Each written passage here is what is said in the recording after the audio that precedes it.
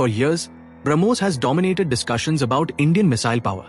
But beyond BrahMos, a new generation of indigenous cruise missiles is quietly taking shape.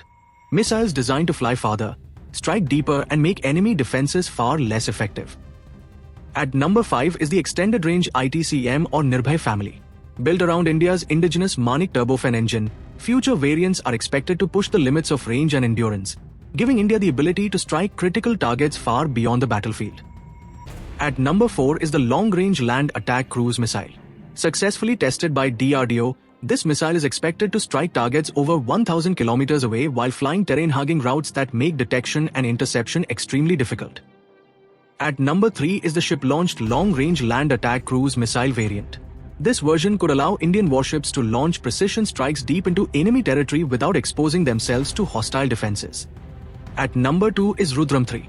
While primarily designed as a long-range anti-radiation missile, its reported range of around 550 kilometers and precision strike capability could make it one of India's most dangerous standoff weapons against high-value targets.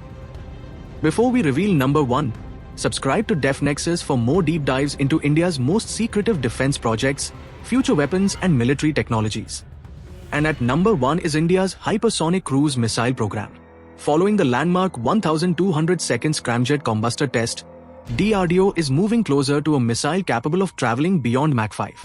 Such a weapon could cover vast distances in minutes, dramatically reducing enemy reaction time and potentially redefining long-range warfare. These aren't just missiles. They represent India's ambition to build a fully indigenous long-range strike ecosystem capable of reaching strategic targets across entire regions. The era beyond BrahMos has already begun, and it could fundamentally change the future battlefield. If you want to stay ahead of the curve on the latest in Indian defense and geopolitics, make sure to hit that subscribe button. Your support keeps the analysis coming.